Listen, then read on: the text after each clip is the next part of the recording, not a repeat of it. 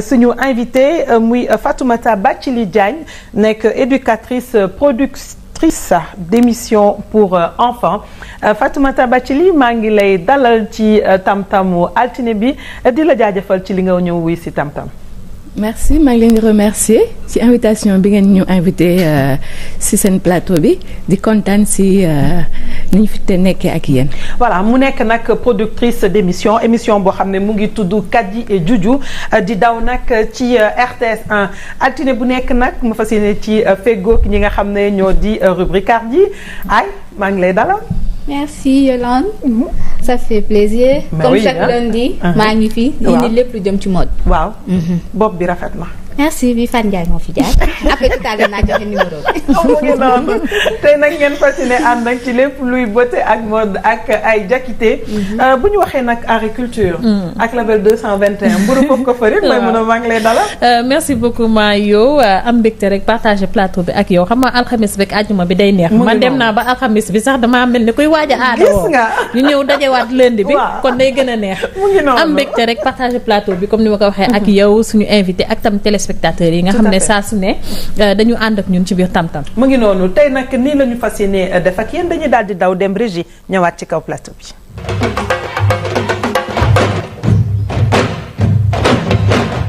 sànq bi ma leen di présenté ki nga xam ne moo di Fatoumata Bathily Diagne maa ngi leen di ko wax mu bokk ci groupe bi nga xam ne mu ngi tudd Sempera nekk benn structure audiovisuelle mu nekk aussi partenaire u RTS tey nag la tax ñu indi ko may mën a c'est que c'est vrai ay émission éducative émission xale bëriwul ci li nga xam ne moo di télévision yi waaye nag RTS nag nga xam ne moom moo njaboote ñëpp faw ku nekk di gis sa bopp ci li muy def moom am loo xam ne mu ngi koy defandoog structure bi mu tudd Kadi et Juju ñu koy diffuser ban jour les mercredis après-midi les mercredis après-midi sur la RTS 1 waaw comme ni nga ko waxee noonu la mercredi après-midi moom ñëpp xam nañ ne xale yi ñoo ko moom donc RTS ni nga ko waxee sànq di télévision nationale ci biir mission bi nga xamante ne mission de service public la faaw lépp lu muy def ku nekk gis ci boppam looloo tax nag ñu taxaw ñu xàll ay waxtu yoo xamante ne xale yi lañ ko jagleel ci loolu nag la ñu am partenariat ak ñi nga xamante ne ñooy waa groupe Sempera comme ni nga ko waxee lépp nag jëm ci jàngal xale yi jëm ci nag yar xale yi ndax xale yi ñoom ñooy ëllëgu réew bu ne te ñoom ñoo ko war a yor donc je pense que ne c'est hyper important il fallait que ñu waxtaan si indi ko fii ci penc mi. mais voilà balaa ñoo dugg nag ci waxtaan bi ñu daw gaaw régie dem xooli ji élément bi ñëwaat ci kaw plateau bi.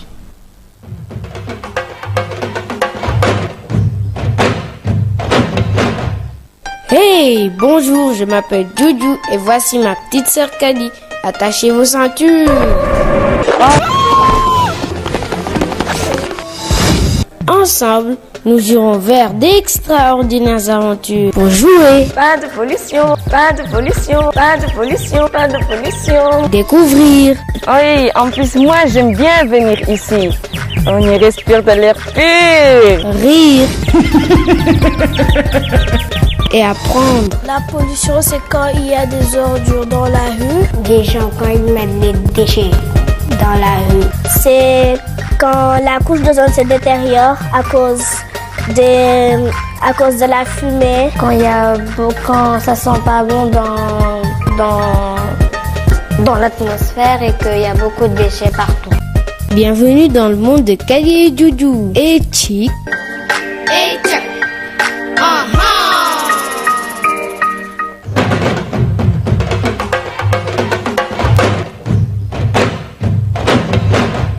voilà niñ leen ko doon waxee bu nekk Juju et Kadi benn téléfilm boo xam ne wu ay épisodes yoo xam ne bu ci nekk dafay ànd ak thème-am li ñu seetaan léegi ñu doon wax ci environnement certainement am na yeneen thème aussi et ce qu'il faut saluer peut-être c'est que il y a une interactivité ak xale yi nga xam ne ñoom ñoo ci nekk waaw Yolande ni nga ko waxee noonu la interactivité boo xamante ne vraiment sànq avant ñuy dugg sax madame Diagne mu ma koy wax nee na moom elle a été vraiment surprise ne ci ginnaaw boo xoolee plaquette bi ma jox la waaw moo nekk noonu plaquette présentation bi nee na dañu toog rek jékki-jékki xale yi woote bonjour je veux parler à Kadi wala bonjour je veux parler à Doudou je pense que ne loolu c'est un bon feedback bu wane ne xale yi vraiment jël nañ ko def ko seen moomeelu bopp muy lu am solo parce que comme niñ ko junjee sànq xale mooy ëllëgu réew xale moo war a yor réew ëllëg donc si bas âge bi muy nekk tout tànk si ngay def ci moom li nga xamante ne mooy tax mu mun ko yor bu baax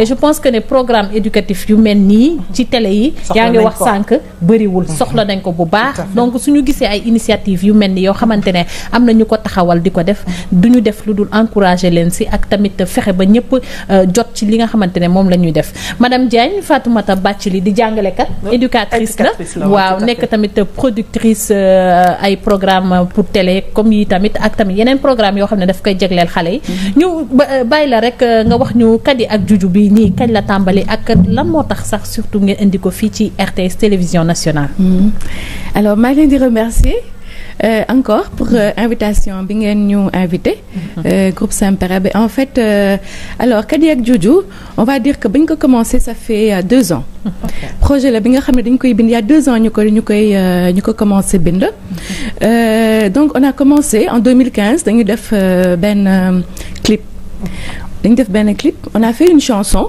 parce que xam nga xale boo bëggee wax ak moom il faut que nga jaar ci ay jeux comme li ñuy wax rek apprendre en jouant voilà c'est ça donc on a fait benn clip on a fait une chanson bi nga xam ne nii c'est pour les enfants et après on a fait aussi une chorégraphie il y a une danse une toute petite danse bi nga xam ne nii xale yi aussi moom la ñuy fecc ak Kadi ak Juju donc tout ça c'était pour préparer les enfants à recevoir Kadi ak Juju chez eux donc après on a eu à faire les sketchs avec les enfants loolu la donc lan moo tax ñu indi Kadi ak Juju c'était que dañu bëggoon communiquer avec les enfants waxtaan ak ñoom parce qu'on a vu que communication bi ñuy def ak yi on trouve que li nga xam ne moo am importance xale yi di ci war a waxtaan di ci war a intéressé wu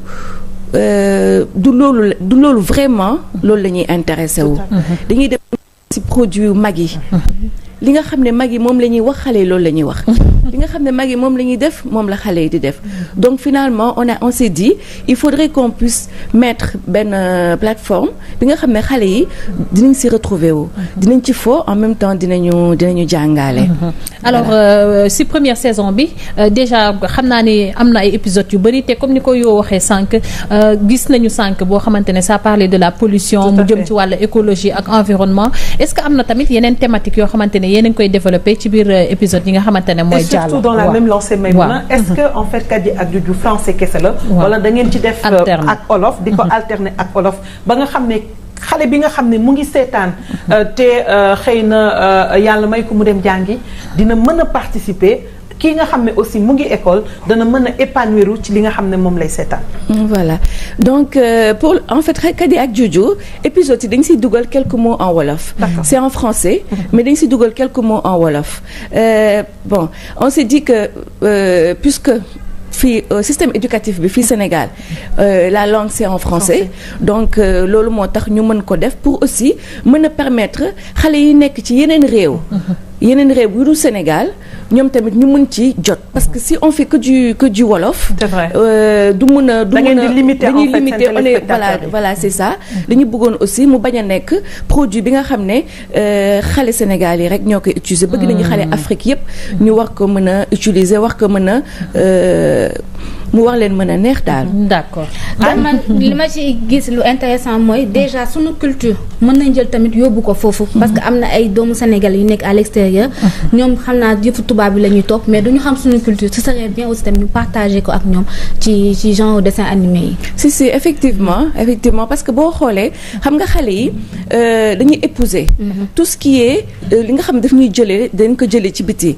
comme par exemple Spider-Man. comme par exemple la Reine des Neiges Dora ak yooyu. ñun ñëpp xam nañ ne xale yi loolu la ñu bëgg. loolu la ñuy seetaan te loolu moo leen intéressé. c'est bien loolu baax na mais il faudrait que aussi ñun aussi à notre niveau niveau qu'on puisse ñu génnee ay produits yi nga xam ne ni ñun ñooy choisir lan la ñu bëgg a wax ak xale yi ci produit boobu noonu.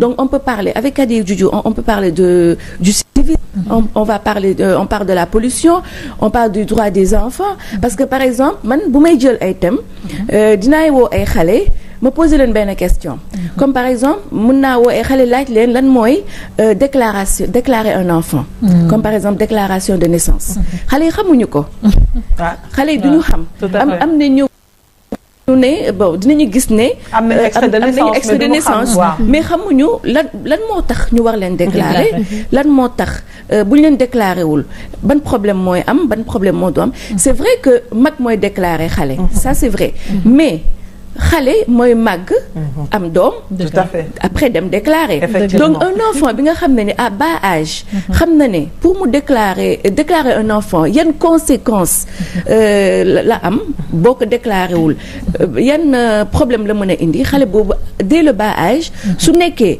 moom approprié wu na loolu mu doon quelque chose de vraiment important pour moom mais du ko fowee donc en fait c'est par rapport à ça moo tax ñu jël Kadi ak Djoudjou comme l'environnement xale bi nga xam ne nii xam na ne c'est pas bien di def yenn yi donc xale boobu dès le bas âge bu ko approprier rek c'est fini. C'est fini. Voilà, c'est ça. Autre chose peut-être Yolande mooy ne ñoom dañuy liggéey di dem ci école yi.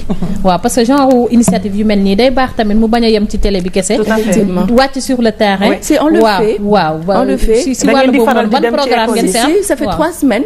ñu ngi dugg ci école yi. En fait dañu am équipe bi nga xam ne ni day dem ci école yi. On discute avec les directeurs d'école. dañuy waxtaan ak enseignants yi aussi. Expliquer leen un peu le concept ak yooyu. waxtaan un peu ak xale yi. Donc on a vu qu'il y a eu un retour. Parce que à chaque fois depuis lors xale yi donc ça man on ne s'y attendait pas xalaatuñu woon ne xam nga parfois di nga def benn affaire. mais doo mën a impact bi doo ko mën a. voilà doo mën a comprendre un peu réaction xale yi vraiment. donc xale yi dañuy woote donc tout le temps on a des appels. mais xale yi bu ñu wootee donc dañuy jot mag. mais bu ñu jotee voix au mag dañuy taxaw. après ñu ne la bon ok. est-ce que mën nga ma paas Kadi ak Djoudjou. Kadi ak Djoudjou laa bëgg a waxal. donc ça on xalaatuñu ko woon. mais bon nañu essayer xool. est-ce que doo leen wut ñaari xale yoo xam ne nag kenn ki nekk Kadi kenn ki nekk Djoudjou pour mën a répondre à leurs attentes. pour mën a répondre à leurs attentes. ça on s'y attendait pas et ça fait plaisir. de voir que les enfants am nañu intérêt boobu noonu. alors moi ma question c'est que est-ce que yomb na. bëgg mettre en pratique li ngay xalaat pour xale def bande dessinée est-ce que yomb na surtout que tu parles à des plus jeunes ngeen di ko bind est-ce que yomb na. bon oui y a pas non amul problème yomb na c'est à mon niveau. parce que je suis éducatrice. ba pare ça lii daf ma neex c'est ma passion en fait. discuter avec les enfants communiquer échanger. loolu c'est ma passion. donc scénario yi man maa koy bind maay def recherche et tout bind ko boole ci xale yi donc après ñu def produit bi. waaw léegi nag bon ñu ngi essayer aussi di produire aussi benn dessin animé boo xam ne c'est vraiment dessin animé qui a parlé de la culture africaine. donc ñu ngi ci loolu aussi ak def ay livres. voilà dama bëggoon dem juste ci lancer may mun a sànq bu muy wax na ak yooyu bu muy wax na ngeen di wàcc sur le terrain c'est bientôt les grandes vacances. oui la ngeen di programmer.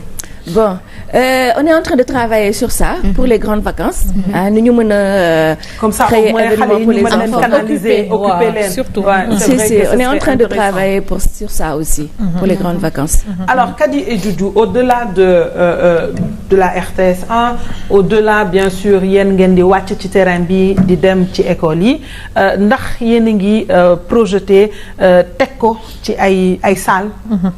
pour xale yi aussi mën a ñëw ñi nga xam ne amuñu jotu toog di ko seetaan télévision. mën a ñëw aussi seetaan ko et puis mu nekk benn genre interactivité ak ay xale ak ay thèmes. yoo xam ne ñoom dinañ mën a discuter. ba mu nekk au sortir xale bi mën cee jàpp dara. waaw c'est vrai vous avez raison. loolu tamit mi ngi ci projet yi. donc ça on a prévu de faire ça dans les écoles. d'accord waxtaan ak directeurs yi. ñu ñuy permettre ñuy ñëw ci écoles yi. di def ay projections. pour après la projection ñuy mën a di waxtaan ak xale yi di voir un peu ce qu'ils ont retenu si sketch yi ñuy def. alors je pense que juste pour terminer waaw on a déjà fait le tour waaw Kady et Dioudiou ñu fàttali rek ne c'est les mercredis après-midi lay jàll sur la RTS à partir de 10 et 15 heures donc dina am rediffusion aussi week-end bi waaw dañ koy teg pour xale yi bu fekkee raté nga ko mercredi après-midi nga mën ko seetaan week-end bi. peut-être juste pour terminer ak madame Diagne am na yeneen programme tamit yoo xamante ne da ngeen koy def pour xale yi jëm nag toujours ci wàllu éducation itam lu wute ak li nga xamante ne mooy dessin animé bi ak Kady et Dioudiou. voilà donc dañuy def livre. dañuy def éditer ay livres dañuy def ay événements aussi. yi nga xam ne xale yi dañ siy nekk c'est toujours éducatif c'est toujours voilà sur li nga xam ne daal tout le temps day indil xale bi quelque chose. pas rencontre yi nga xam ne xale du ci jàng dara. En tout cas c'est une belle initiative ñu leen ci encourager bu baax a baax ndaxte nag aussi xale yi bokk nañ ci société bi et malheureusement comme ni ko ma ko doon waxee sànq télévision yi du tout le temps la ñuy dox di leen xalaat ba nga tax na ñoom li mag ñi di consommer moom la ñuy consommer mais il faut toujours mu nekk différence boo xam ne xale la mu war a toog di nàmp di jàng wute nag li nga xam ne moom moo intéressé mag ñi kon ñuy góorgóorluwaat bu baax a baax et puis di encourager initiative yu mel noonu